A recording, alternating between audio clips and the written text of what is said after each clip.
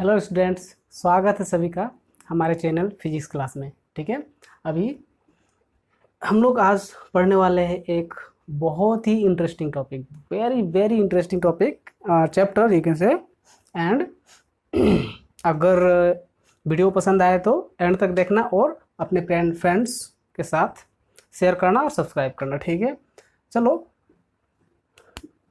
हम लोग पढ़ने वाले हैं चैप्टर 10। पता है क्या है चैप्टर 10? मुझे पता है, पता नहीं होगा। चैप्टर 10 क्या है उसी के बारे में पढ़ेंगे। ठीक है, उसके पहले सबसे पहले इंट्रोडक्शन पे आते हैं हम लोग। मैं चैप्टर का नाम बाद में लिखता हूँ। हम हमारे 1 ईयर में, in a year, how many seasons are there? You know ना, how many seasons? Guess. 4 seasons are there. What are they? They are spring, summer, fall and winter, isn't it? 4 season है हमारे एक साल में। कभी ठंडी होती है, कभी गर्मी होती है, कभी बारिश होती है, कभी ऐसे सीजन अपने आप चेंज क्यों होता है वो तो छोड़ो। अभी हम लोग दिन, अभी फिर रात, ऐसा क्यों होता है? दिन रात क्यों होता है?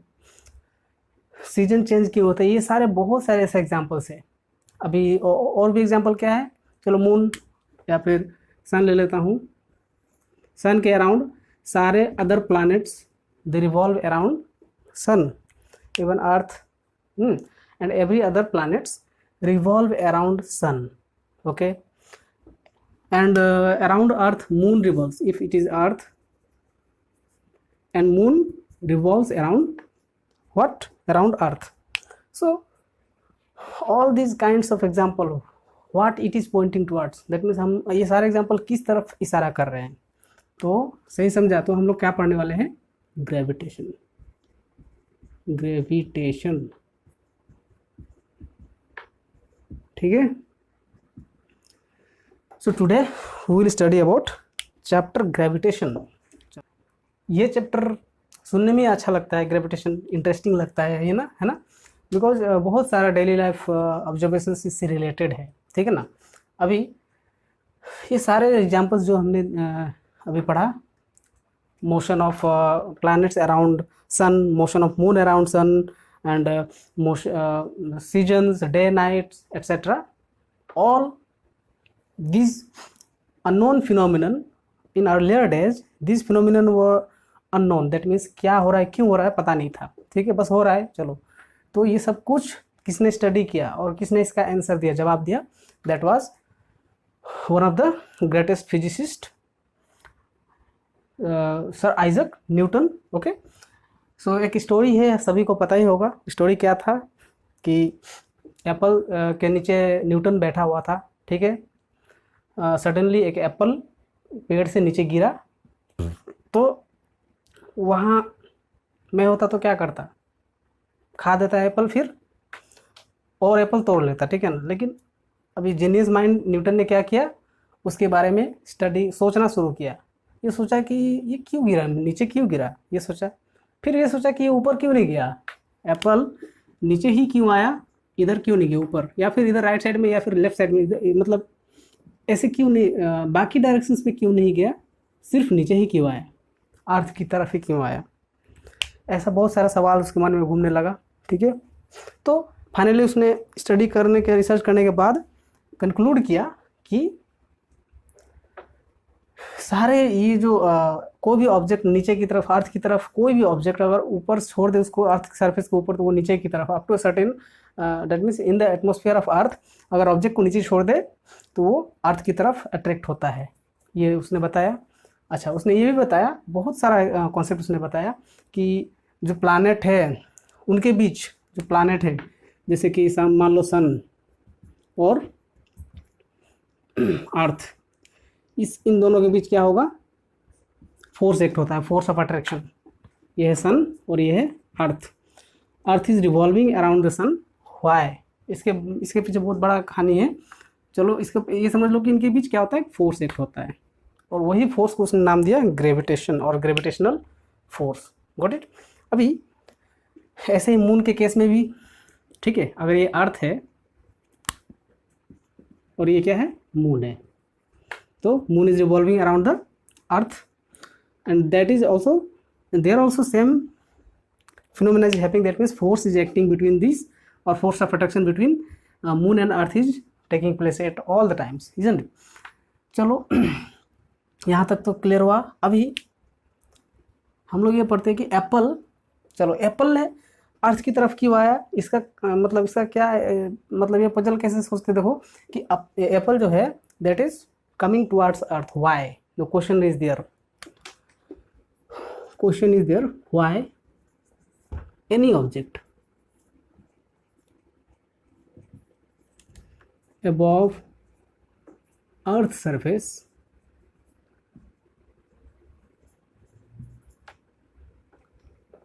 falls towards earth। देखो हम अर्थ के एटमॉस्फेयर के बारे में बात कर रहे हैं, हम लोग स्पेस के बारे में नहीं बात कर रहे। अर्थ के एटमॉस्फेयर के अंदर अगर कोई भी ऑब्जेक्ट ऊपर है और उसके ऊपर कोई फोर्स एक्ट नहीं हो रहा तो वो सिर्फ क्या होगा, नीचे की तरफ गिरता है। ऐसा क्यों? या फिर ऐसे भी सोच सकते हो कि एप्पल नीचे ही क्यों गिरेगा, ठीक है।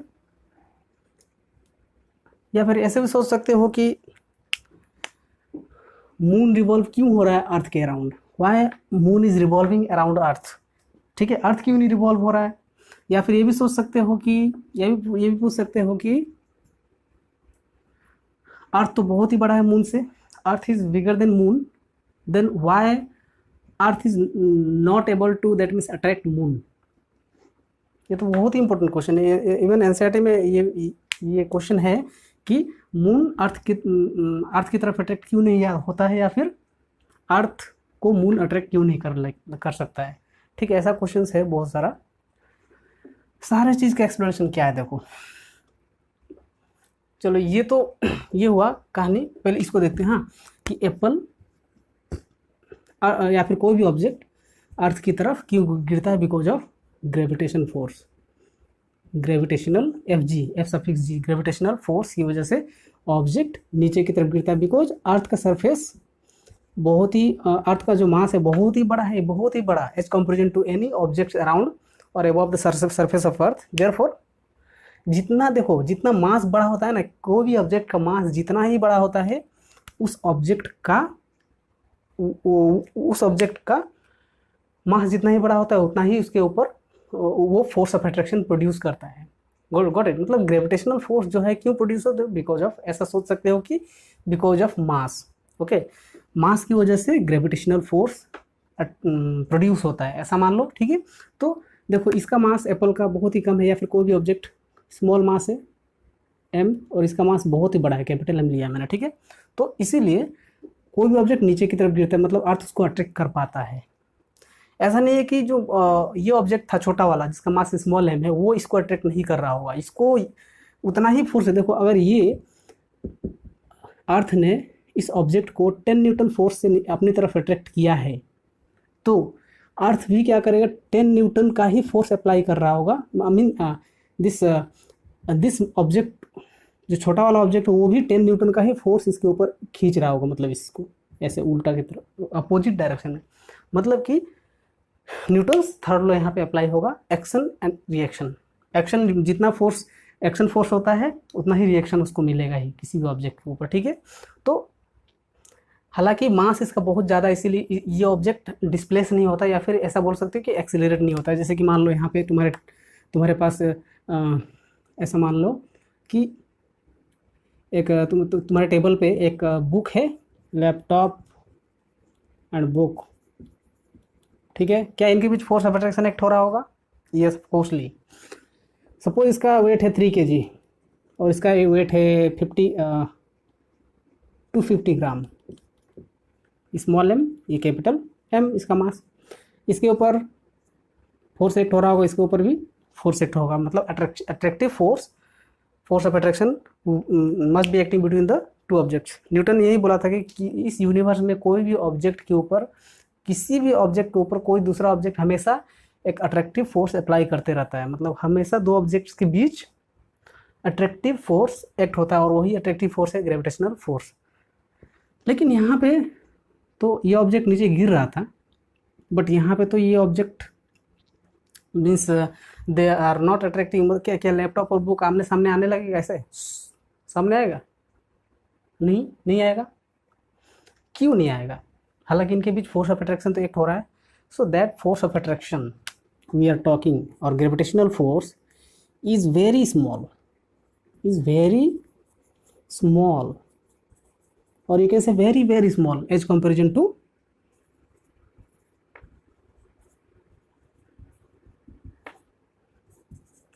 यहाँ पे और फोर्स कौन सा एक्ट हो रहा है?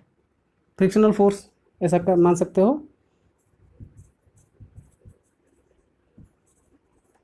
ठीक है, तो फ्रिक्शनल फोर्स को ये ओवरकम नहीं कर पाएगा, इसलिए बुक वहीं की वहीं रहेगा, मूव नहीं करेगा या फिर आमने सामने चिपक नहीं जाएगा ऐसे। ठीक है, हालांकि फोर्स एक्ट हो रहा है बहुत ही छोटा, वही ग्रेविटेशनल फोर्स का रेंज जो है बहुत ही स्मॉल होता है। ठीक है, तो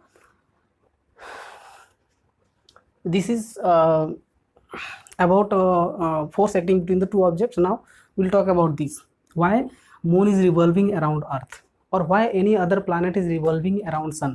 चलो, तो अर्थ का साइज बड़ा है मून से, पहली बात। ठीक है, दूसरा बात क्या है कि अभी मैं एक चीज बोलूंगा तो बिलीव नहीं करोगे कि moon is always falling towards earth. Are you getting? Free fall previous chapter में पढ़ा होगा या फिर मोशन में। तो फ्री फॉल क्या होता है? कोई भी ऑब्जेक्ट अगर सिर्फ ग्रेविटेशनल फोर्स की वजह से नीचे गिर रहा होता है और टुवर्ड्स अर्थ सरफेस गिर रहा होता है, उसको बोलते हैं हम लोग क्या? Free fall. ठीक है, और कोई भी फोर्स एक्ट नहीं हो रहा होगा। तो moon actually always falling towards earth. How? But still क्या मून हमारे सर पे आके गिर जाता है? नहीं। हो क्या रहा है यहाँ पे? एकदम दिमाग खराब हो गया ना, हो क्या रहा है? तो ये हो रहा है, देखो मून हमेशा चाहता है कि वो अर्थ की तरफ गिरे। Tendency of moon is to fall towards earth surface, isn't it? In that means for that tendency only, okay, there will be a due to the force acting between the attractive force acting between the moon and earth, F gravitational force, Fg, the moon will always tend to fall towards earth, and in that tendency what will happen, that there will be acting a centripetal force, centripetal force.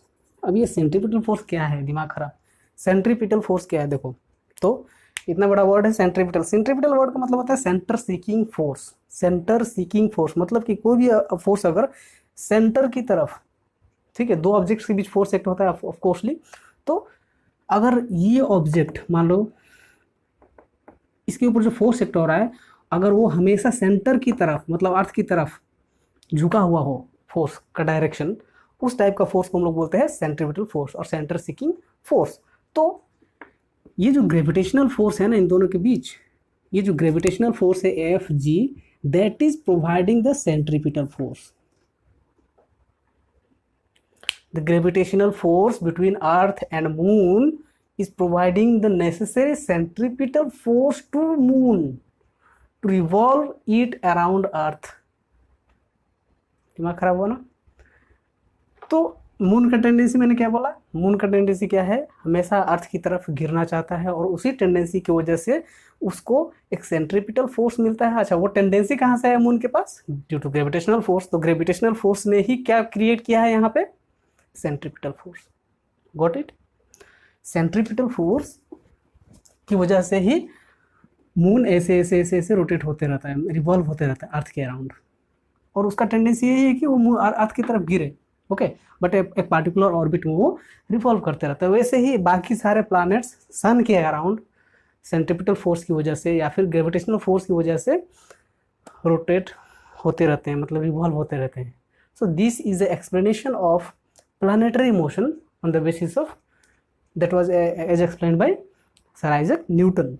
यहाँ पे एक और चीज़ है, वो क्या है कि moon earth की तरफ अट्रैक्ट क्यों नहीं होता है या फिर अर्थ मून की तरफ अट्रैक्ट क्यों नहीं हो जाता है? Means why they do not come closer to each other. मैंने बताया था ना, जो ग्रेविटेशनल फोर्स का रेंज है वो बहुत ही कम है, पहली बात। दूसरी बात, मून का मास क्या है? कम है as comparison to earth surface. So कौन ज़्यादा डोमिनेटिंग होगा? किसको कौन ज़्यादा डोमिनेटिंग फोर्स अप्लाई करेगा?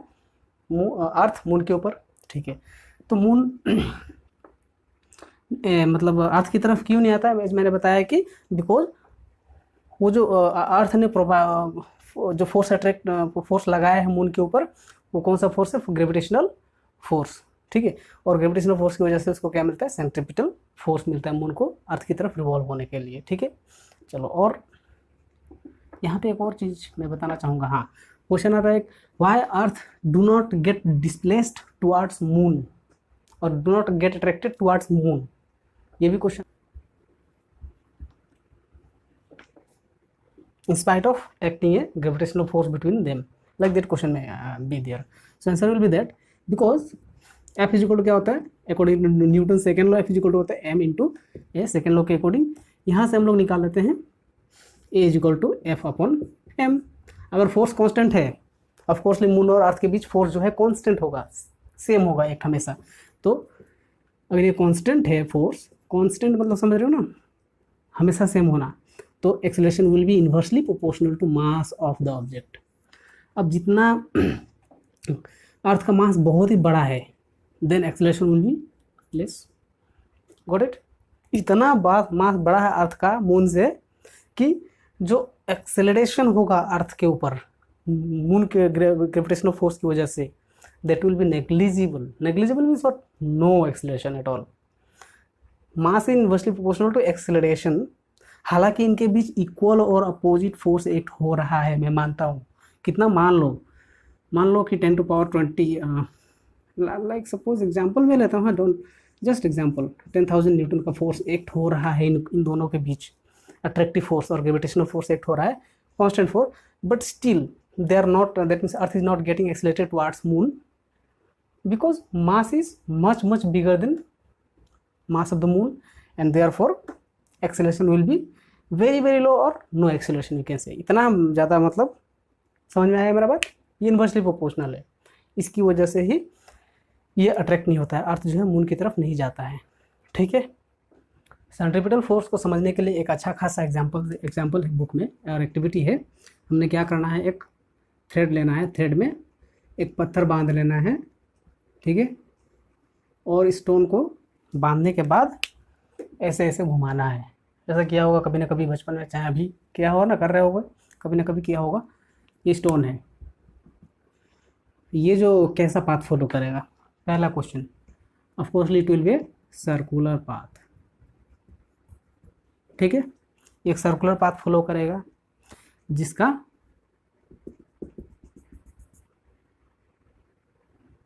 रेडियस क्या होगा? Length of the thread. समझ में आया? अब कहानी यहीं पे मून, यहाँ पे अर्थ है, सपोज यहाँ पे मून है, ऐसा ही भी समझते हैं, ठीक है। अब एक और चीज़ कॉन्सेप्ट समझते हैं, सेंट्रीपिटल फोर्स का कॉन्सेप्ट, ठीक है। तो ये जो स्टोन है, why it is not getting away? Because ये बांधा गया है, एक बाइंडिंग फोर्स एक्ट हो रहा है, isn't it? So that binding force is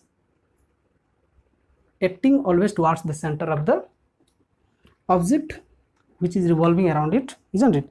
Now that force is nothing but the centripetal force which is acting towards the center of this circular path, okay? And ये stone जो है, this will move in a circular path, but suppose at any point, suppose at this point, if I leave the stone, that means if I leave the thread, what will happen?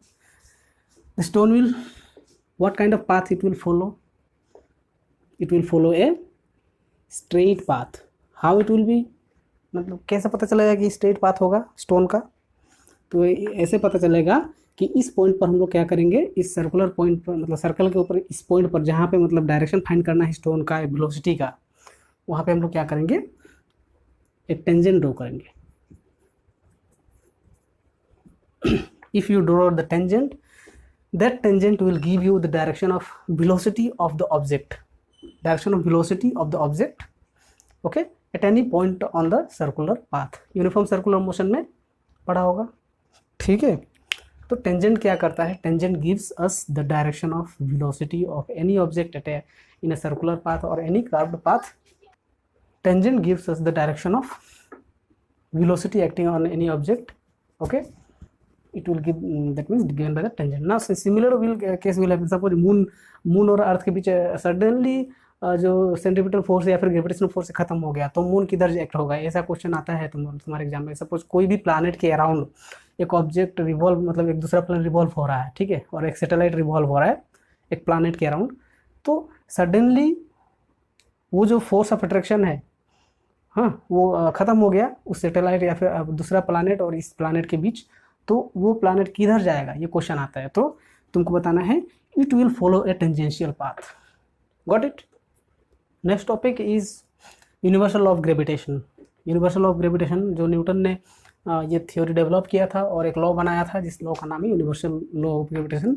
यहाँ पे word universal क्या suggest करता है, ये important चीज़ है। Universal क्यों यहाँ पे यूज हुआ है word, because this law is applicable to any situation, anywhere, okay, anywhere and in any situation, that means, got it, wherever there is there are two masses, you can apply this law, whether you are applying it on earth surface, whether you are applying it on moon surface, whether you are applying on any other planet, that means celestial or terrestrial objects, you can apply in both cases, that's why it is known as universal, okay, and law of gravitation given by the Newton. So statement, पहला बात statement, हम लोग इस statement को हम लोग पहले समझते हैं। देखो, न्यूटन ने बोला एक ऑब्जेक्ट है सपोज जिसका मास है कैपिटल एम, दूसरा ऑब्जेक्ट है जिसका मास है स्मॉल एम, ठीक है।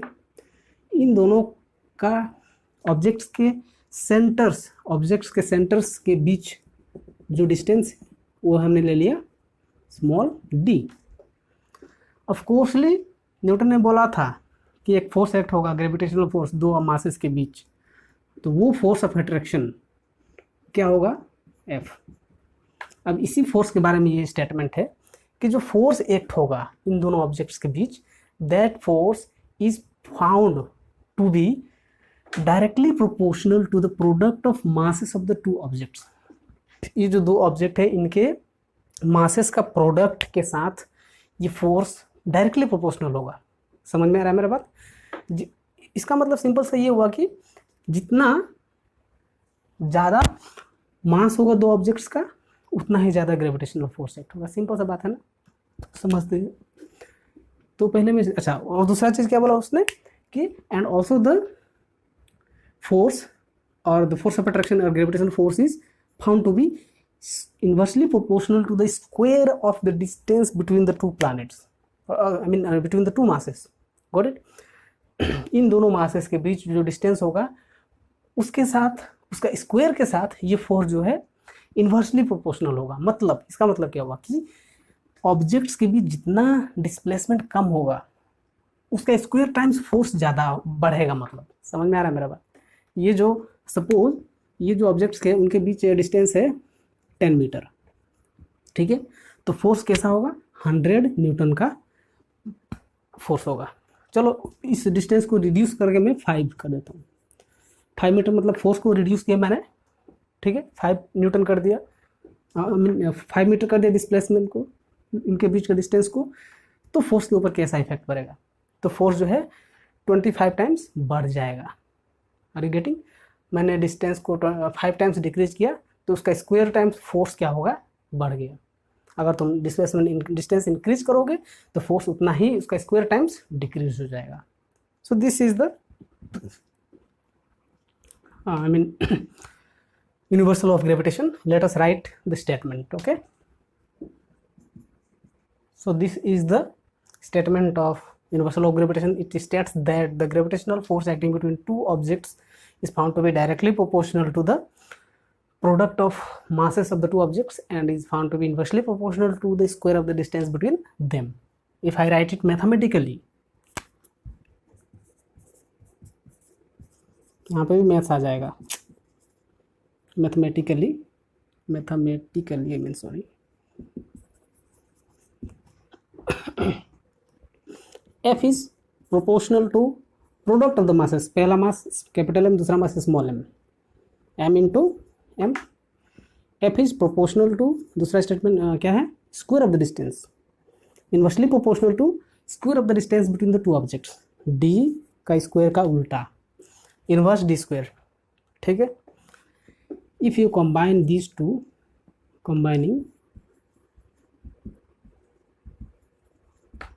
what you get, F will be found देखो इन दोनों में LHS में F है, तो इन दोनों RHS को कंबाइन करोगे तो क्या होगा, M1 M2 इंटू 1/d²। ठीक है, तो capital M small m upon d²।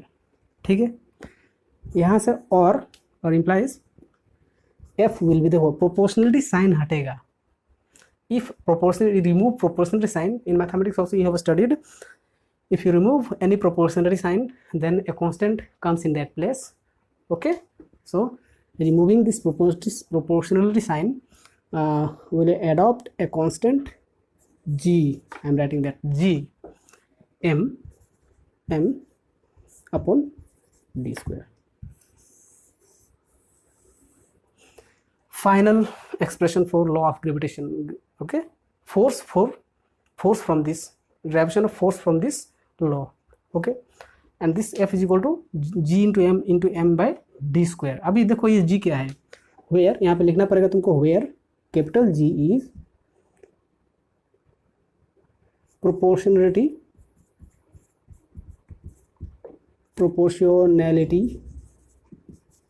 constant called universal gravitational constant। Universal gravitational constant, law का नाम भी यूनिवर्सल है, यहाँ पे कांस्टेंट का भी नाम यूनिवर्सल से स्टार्ट होता है। ठीक है, यूनिवर्सल ग्रेविटेशनल कांस्टेंट क्यों दिया है, बिकॉज ये जी का वैल्यू हमेशा हर जगह पे, आई मीन एवरी प्लैनेट, हर एक पॉइंट, स्पेस हो या अर्थ हो, हर एक जगह पे दिस विल रिमेन सेम। इसका वैल्यू जो है कांस्टेंट का वैल्यू, ठीक है, वो वैल्यू कितना है अभी हम लोग उसके बारे में जानेंगे। So its value will be how much, see मुझे जी निकालना है, this implies G will be how much, F cross multiply करो ऐसे, F d² upon M F d² upon M into small m। ठीक है, ये मिल गया। फोर्स का अभी मैं यूनिट ड्राइव करने वाला हूँ इसका। ठीक है, यूनिट होगा इसका कैपिटल F का न्यूटन, डिस्टेंस का मीटर² अपॉन मास का kg, इसका इस मास का भी kg। ठीक है, क्या मिल गया तुमको, ऐसा unit of universal gravitational constant is newton metre per kg²। तो मैं ऐसे लिखता हूँ पर kg², -2 मतलब पर kg²। ठीक है, so this is the unit of universal gravitational constant, important है। अच्छा, इसका वैल्यू कितना है, value of universal gravitational constant in SI system is equal to, SI मतलब इंटरनेशनल सिस्टम ऑफ यूनिट में ऐसा जी का वैल्यू कितना होगा, that is how much, 6.67 into 10⁻11 newton metre per kg²। ठीक है, this is the value of universal gravitational constant G which was came when I removed this proportionality constant. Got it? So this is all about universal law of gravitation. दूसरी बात, एक और important चीज़ है, वो भी exam में आ सकता है, why. Question is why universal gravitation. देखो universal gravitation, law of gravitation को हम लोग क्या बोलते हैं, कभी कभार या फिर कहीं कहीं फिजिक्स में इसको बोला जाता है inverse square law. Why inverse square law, समझ गए होगे थोड़ा बहुत। इन्वर्स स्क्वायर लॉ इसीलिए बोलते हैं बिकॉज देखो गौर करो भी, एफ इज इक्वल टू क्या था, G capital M small m अपन d², डिस्टेंस का स्क्वायर था, लेकिन एफ और डी के बीच रिलेशन क्या था, इन्वर्सली प्रोपोर्शनल का रिलेशन था दोनों के बीच। मतलब कि अगर मैंने बताया था शुरू में ही तुमको, अगर डिस्प्लेसमेंट बढ़ गया 5 टाइम्स, सपोज d डैश, नया जो डिस्टेंस में बनाया अभी 5d, प्रीवियस केस में 5 मतलब आई मीन 5 टाइम्स मैंने डिस्टेंस बढ़ा दिया, 5 टाइम्स डिस्टेंस बढ़ा दिया, तो फोर्स जो है वो कितना हो जाएगा, वो हो जाएगा तुम्हारा if I increase this, it will decrease by, this force will decrease by 25 times, square times 5 का स्क्वायर 25, ठीक है. And if you see, it will be how much? F will be inversely proportional to 25d square. मतलब कि 1/d square तो ऐसे भी है ये, लेकिन अभी फोर्स जो है 1/25 टाइम्स हो गया ना. ऐसे तुम ये न्यूमेरिकल में भी है, ऐसा क्वेश्चन लोग करेंगे एक्सरसाइज में, ठीक है. तो what answer you right that the gravitational force is found to be inversely proportional to square of the distance between the two objects. Therefore, if distance increases or decreases, suppose if distance decreases by 5 times, then gravitational force will increase by 25 times, okay, and vice versa. Therefore, it is known as inverse square law. Okay, it is said to follow inverse square law. ऐसा और भी force का example है जहाँ पे inverse square law act होता है, जैसे कि तुमको हर क्लास 12 में मिलेगा, दैट इज 2 या फिर 10 में मिलेगा. 10 में तो हालांकि कूलम्स लॉ नहीं है, तुमको 12 में मिलेगा क्या, कि जो इलेक्ट्रिक फोर्स होता है और Coulomb's force, that is also inverse square law. Okay, so this is all about universal law of gravitation and it's that means gravitation introduction. Okay, hope you have liked this video, and don't forget to subscribe to my channel, okay, and share my videos with your friends so that the maximum students can get benefit of it. Okay, so thank you. मिलते हैं next video में.